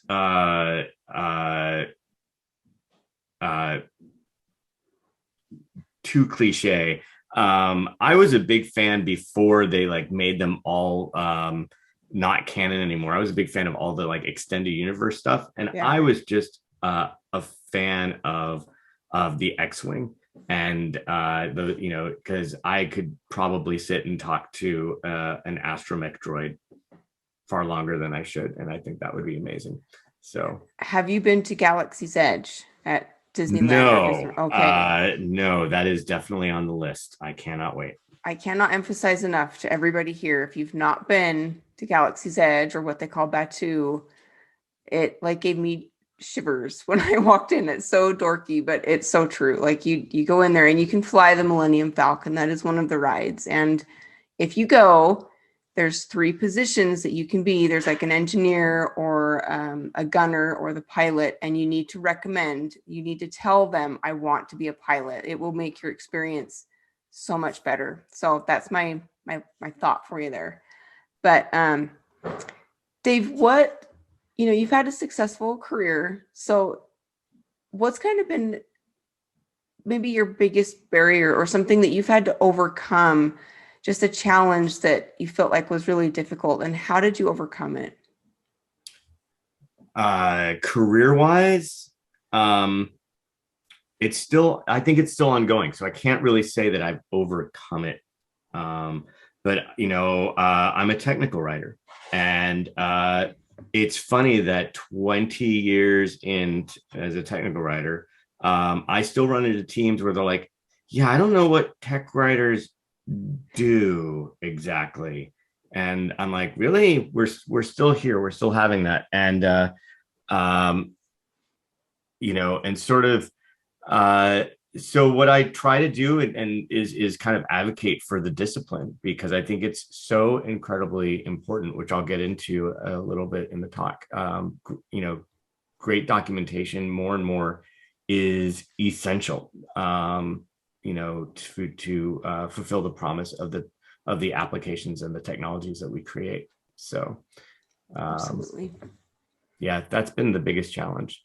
Okay. And yeah, I'm sure you're going to dive into that a little bit here in a minute. I just have one more question for you before we let you get into your presentation, which is sort of similar to one that I asked Brenden, but if there was a toy from your childhood, well, let me rephrase that. So do you have any toys from your childhood? If so, what it is, or alternatively, is there a toy that you wish that you still had today that maybe you really liked from when you were younger? I was a huge Transformers fan.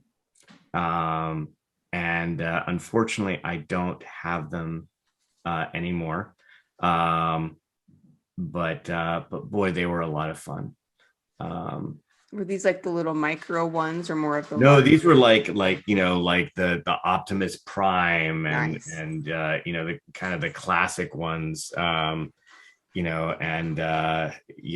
were just my pride and joy for a long time. But I'm also a fan of, like, when something's been sitting in a box for a while, you give it up to someone mentioned Starscream. Of course, Soundwave was definitely my favorite.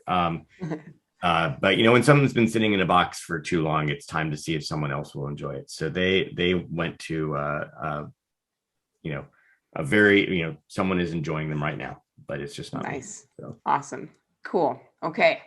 I love getting to know more about you, but yeah, let's turn the time over to you, let you do your presentation, and then we'll end with some Q&A at the end. All right, let's see if I can do this here. So if I'm lucky,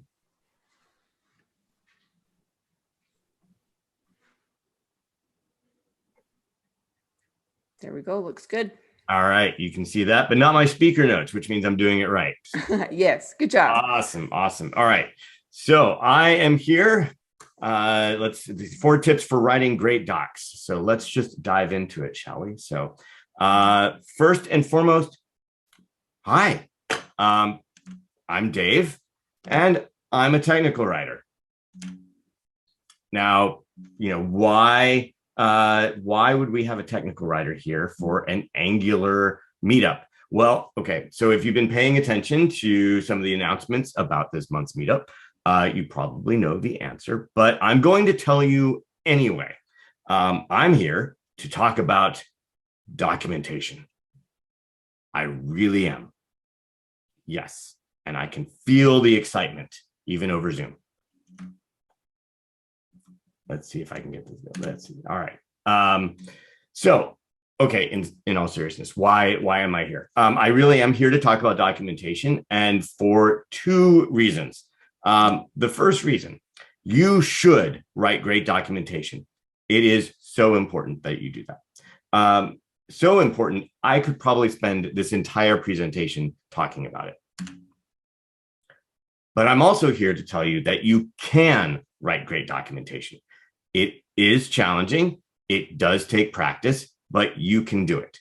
And while I can't distill the entirety of how to write documentation in a short presentation, I can give you some key tips that I think will really help.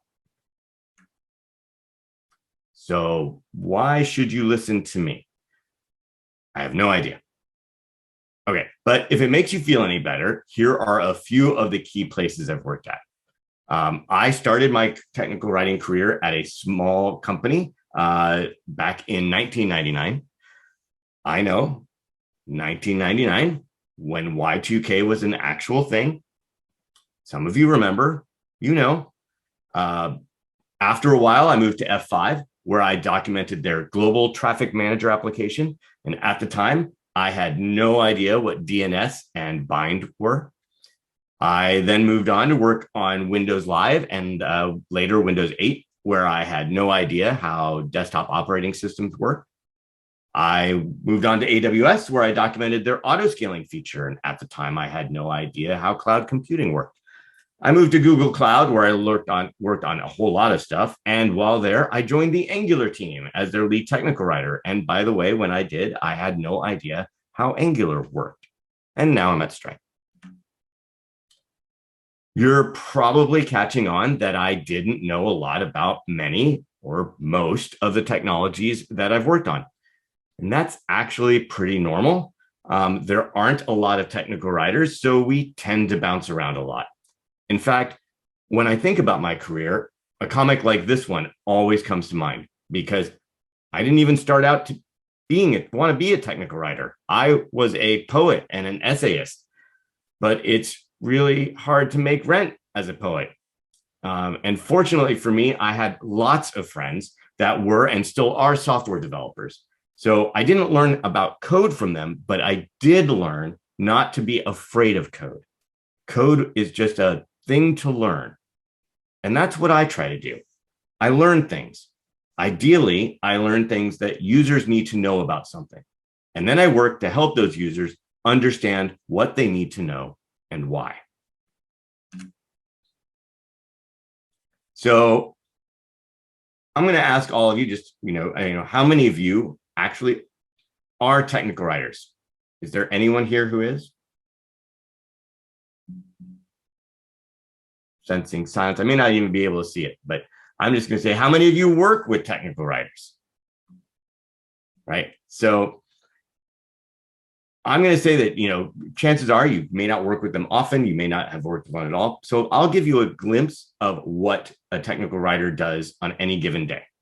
So the first thing we do is we write content. That would be a very important thing that we do. We also explore how technologies work. We build content infrastructure. And this is an aspect of technical writing people don't often think about, but documentation is engineering. You need to know where your content is going to go and how more content is going to go in there. You need to look at content and see what needs to be removed. And you need to figure out if things are discoverable and if the flow is correct. We decide what not to write. I spend a whole lot of my time telling people, no, we're not going to write that, or taking something that somebody wrote in 50 words and figuring out how to write it in 15. We advocate for the user, but maybe most importantly, we help engineers ensure that their products are successful. Okay, so we've talked about me probably for longer than any of us would like, and we've talked a bit about what technical writers do. So now let's pivot to talk about why you should write documentation. And here, I mean why anyone should write documentation, whether you are considering it as a job or you're a developer working on a project. So again, we could spend days, weeks talking about why you should write documentation, but let me highlight 3 reasons. First, documentation makes your product more accessible.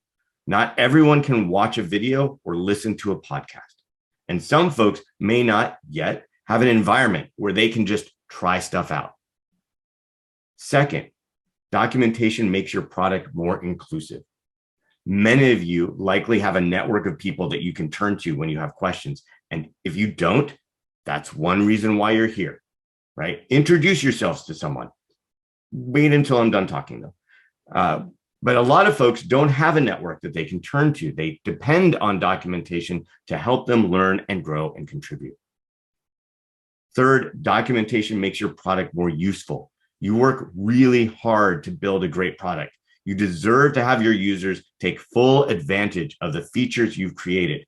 but not every feature is intuitively obvious.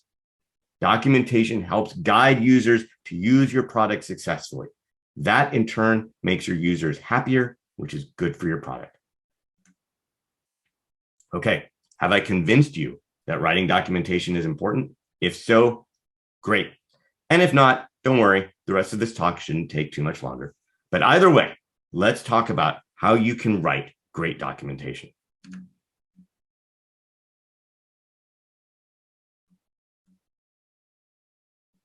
Ooh, I'm waiting for it. There we go. All right. So a while ago, I asked some developers that I worked with, how do I get better at writing production code? Not just like examples, hello world and stuff like that, but like real code. And their answer was, well, you really have to just practice a lot. And the same is true for documentation. Writing great documentation takes a lot of practice, but don't let the fact that you can't write perfect prose stop you from trying to write documentation. And to help you, I put together 4 basic tips on writing docs. They're by no means inclusive, but I think they can help. And here they are, because I'm a big fan of getting it out front. Plan, read your work aloud, write for accessibility, and write for globalization. Let's talk about those 4 tips in more detail. Okay. Tip number 1, plan. So there may be some of you who can sit down at your laptop and build an application without planning, probably because the application you're building or the problem you're trying to solve is one that you've solved many times before. Certainly, I can sit down and put together a documentation set without a lot of planning because I've done it a lot. I still plan anyway, though. And I'm willing to bet most of you who don't have to plan still plan anyway. When it comes to documentation, planning means thinking about a few key questions. Who is my audience? What do they know? And what do I want them to know? Having this information written down so you can refer to it can really help, especially when you get into the details of your product. Tip number 2, read out loud. And I really should put this tip at the end because it is my favorite. If you want to make sure you're writing well, take what you've written and read it out loud, and you will catch all sorts of things. I still review content and find issues that had the writer read their work out loud, they would have discovered it. Heck, I still write content and find issues because for some reason I skipped that step. And one of the funny things now when I work from home is I think my family thinks I'm crazy because they just hear me muttering all day. It's because I'm reading my stuff out loud. All right, tip number 3, write for accessibility. So speaking literally about reading your content out loud, another great tip is to write for accessibility. Whenever I can, I use a screen reader in addition to reading my work out loud. Not only is a screen reader able to be a backup for my own reading, it also helps me find places where a screenshot or a diagram interrupts the flow of information. In fact, be cautious with screenshots and diagrams. They can be really useful, but they also can mask an inability to explain something. In other words, I don't know how to say this, so I'll just put a diagram in. Well, guess what? You should also put in alt text for that diagram. So you're going to have to figure out how to explain it anyway. Anecdotally, I've had many conversations with developers about the use of a screenshot. And during our chats, we discovered that the reason why we wanted a screenshot or a diagram was because of issues with the product's design. We didn't know what to call the thing that we were talking about. We then fixed the design, which made it easier to document. But more importantly, the change made the thing easier for users to understand and implement. Tip number 4, write for globalization. And when I say globalization, I'm using a definition that an editor I worked with gave me. When we talk about translation, we often talk about the mechanics of changing words from one language to another. And if any of you speak more than one language, and I'm sure several of you do, you know that this process can be really problematic. Localization, which we often talk about in our work, takes translation a step further, right? It focuses on ensuring that the meaning remains intact, regardless of what language you're using. With globalization, it's a little different. With globalization, we're talking about how to make the content understandable, even if the user isn't completely fluent in the language. Now, that might sound challenging. How do you write to that? But it's actually not. In most cases, globalization means you should keep your sentences short. You should avoid humor. In fact, one of my rules is I always assume the person reading my content is angry because they couldn't figure out how to do it, and now they've got to read the docs. So if they're upset, not really a time for me to make jokes. Globalization means avoid idioms because they're highly region specific. One of the writers I work with loved to use as an example the phrase, let's check out what's under the hood, which makes sense if you're in the United States because the hood refers to, the hood of the front part of a car that covers the engine. But if you were, say, in London, that phrase may not work because that's not always how they refer to that same thing. So idioms can be very problematic. Anyway, the point to this tip, though, is really more on what not to write and what to avoid as opposed to what to write. Okay, that's it. Let's review. To write great documentation, plan, read your work out loud, write for accessibility, write for globalization. Now, Dave, I hear you over Zoom. I can't see the chat, so maybe in the chat. I want to learn more. There has to be more. And you know what? I have come prepared for that. If you want to learn more, I can't recommend this book enough. Docs for Developers. I didn't write it, and I mean this, but I wish I had. This book was written to help developers understand how to write great documentation. And it is a pretty easy read too. I will warn you, there is an awful lot of talk about corgis. That's a thing, but you've been warned. But the content of the book is excellent, and I can't recommend it enough. Also, Google has put together some great content on how to write documentation. It's free, and I highly recommend checking these resources out as well. You will learn a lot. But no matter what, please don't forget that you should write great documentation, and you can write great documentation. And that's what I've got. So, Dave, what did you learn about corgis? I learned that the people who wrote the book really, really liked corgis. That's so funny. Okay, sorry, I had to ask that. But we did have some good questions, and thank you. That I think documentation is something that people get afraid of because of maybe they don't feel confident as writers. But I love how you make it something that anybody, like you said, you can do this, right? So Thank you for sharing that idea. But a couple questions we did have. I think it was actually Jason. Were you commenting on Grammarly and using Grammarly? I did. Okay. I am very I'm very challenged when it comes to writing. And so tools like Grammarly help me with wordiness and tone. Do you suggest using those, or? So it depends on your environment. I know a lot of people on their own who use Grammarly. In corporate environments, you may have, just like any extension, there may be rules that will keep you from installing it because it likes to look at everything. So you have to be comfortable with that.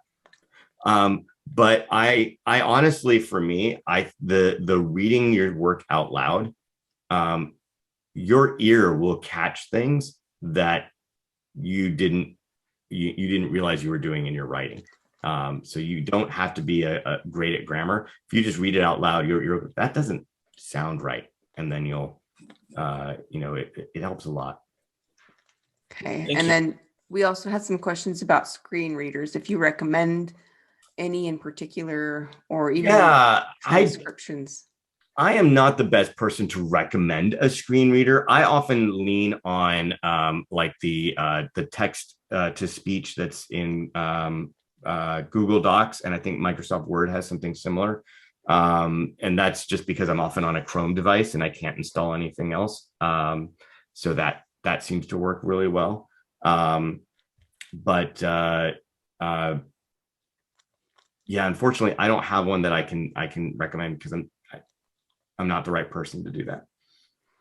One thing I'm always kind of curious about, and I know this would depend whether you're coming into something like you did with Angular where it was already existing, or, you know, versus something where maybe you're building it from the ground up. But do you have a recommendation of process for how to actually go in and write the documents? I know when I think of like creating a course, for example, I always was kind of under the impression that you start more like you start at the end and kind of work your way backwards, but that it should all be built kind of like unilaterally all at once. Whereas some people would argue, no, you should just focus on one thing at a time and build that and then move on to the next. So what's kind of your process there?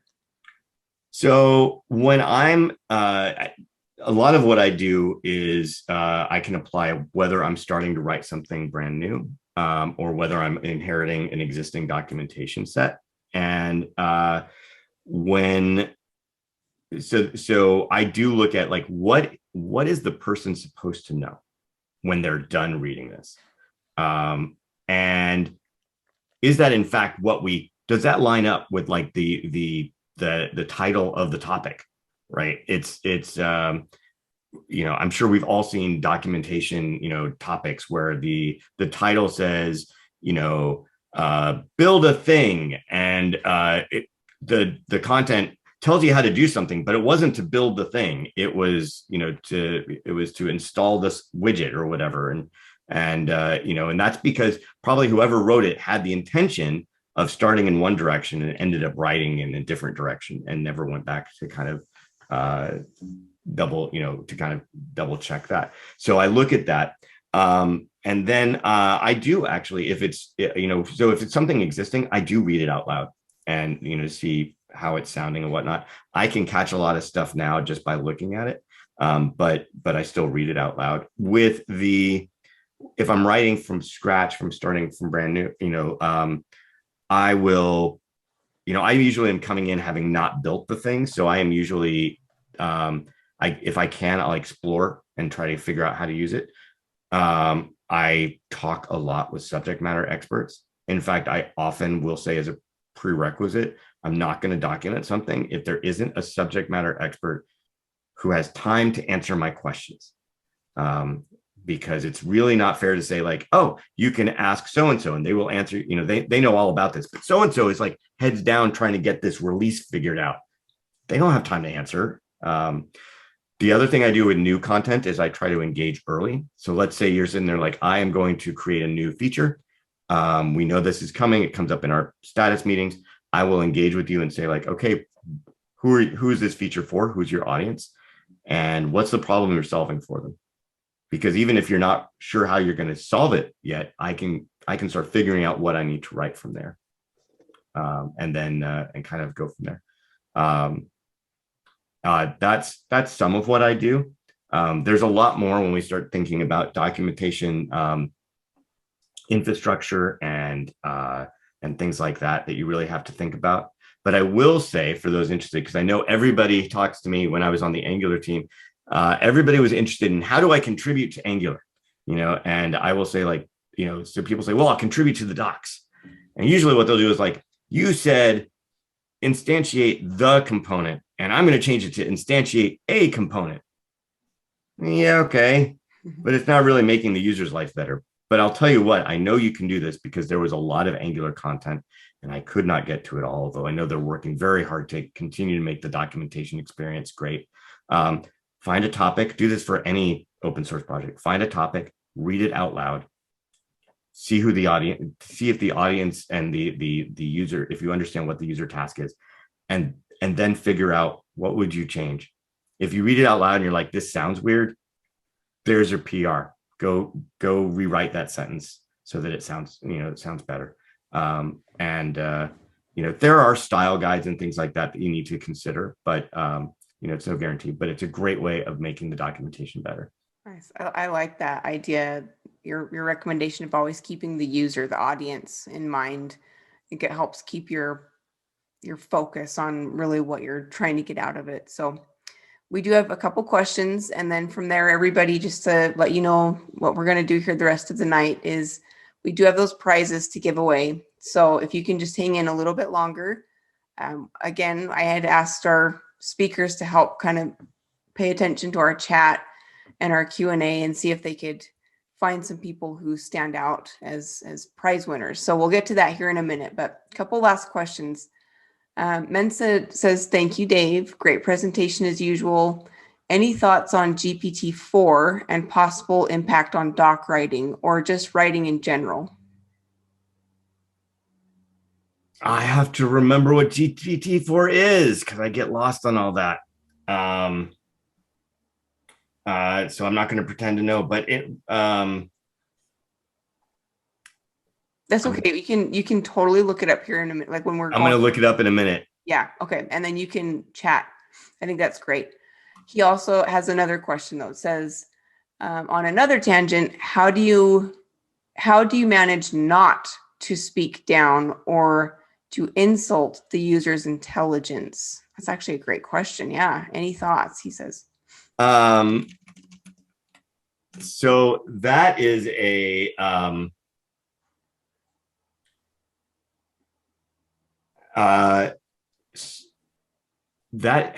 let's see, how can I respect the user's time? Always, always, always. The way I avoid that situation, and this is going to sound dramatic, but I take it very seriously. I have had the fortune of working for some very large or very well-funded companies. If a project that I'm working on does not pan out, I usually am just shifted over to something else. But I assume for every piece of content that I write, that someone's job or someone's company is on the line. That's why I don't joke around when I'm writing. Nothing makes me angrier than when I read a tutorial and I can't figure out why it's not working. And the tutorial ends with, congratulations, you did the thing. I'm like, no, I didn't do the thing. Now I'm worse off than I was before because now I spent all this time and it's still not working. And I'm, so really respecting the user's time. And that also means avoiding things like phrases like simple. As you can see by this simple example, simple for who? One of the discussions we had when I first joined Angular, if you go way back, you can look way back in version 8 or so, you'll see that there was fundamentals. There was a section called fundamentals, and there was, I think, a section on advanced topics. What's advanced? If you're an Angular dev, how many of you work in animations? Not everybody. So when you start learning animations, you are a beginner. Why is that an advanced thing? And then someone reads an advanced topic thinking that they should understand it. They don't. Well, I guess I'm not advanced, according to this thing. That's not, we don't need to go into that. There's no need for that. So that's how I totally appreciate that you said that, because so many tutorials do that same thing where they'll say, let's go do this little simple task over here, or boy, that was easy, wasn't it? And you're just like, no, that wasn't easy. And I didn't get the answer. So yeah, I think making sure you're not putting in those little slights is actually really, really critical. So I appreciate you saying that. Cicero did pop in one more quick question here. It says, how deep does your knowledge need to be about a topic when you're documenting on that topic? Not very deep at all. As I pointed out, I know that sounds strange, but you need to know how to write documentation. You need to know the questions to ask. I joined the Angular team and I knew a little JavaScript, right? But I had no idea of the power of Angular, no idea of all the things that it was used for. And that was okay. because what I did know was how to communicate ideas to people and how to structure content. I think Madleina even pointed out that, you know, the reason why why the Angular team loves to engage with the community is because they're building Angular, but they're not always writing Angular apps, right? So I've had conversations with folks that are like, well, really, what's one of my favorites? Really, a component is just an extension of a directive. So you just have to, right? And maybe that's true. I don't think that's particularly helpful when you're actually trying to figure stuff out. So, you know, and I didn't need to know that level of detail. But what we needed to do is say, I need to know who my audience is, and I need to know what they need to know. One of the most challenging projects I ever worked on was for Google for one of their AI offerings, cloud TPUs. This is the spectrum of machine learning offerings, it is the most complicated. You would have to be a PhD data scientist to really understand how it works. I was never going to be able to get that level of knowledge, but that's okay. I still knew, like, what do we want our audience to know? And I will write to that.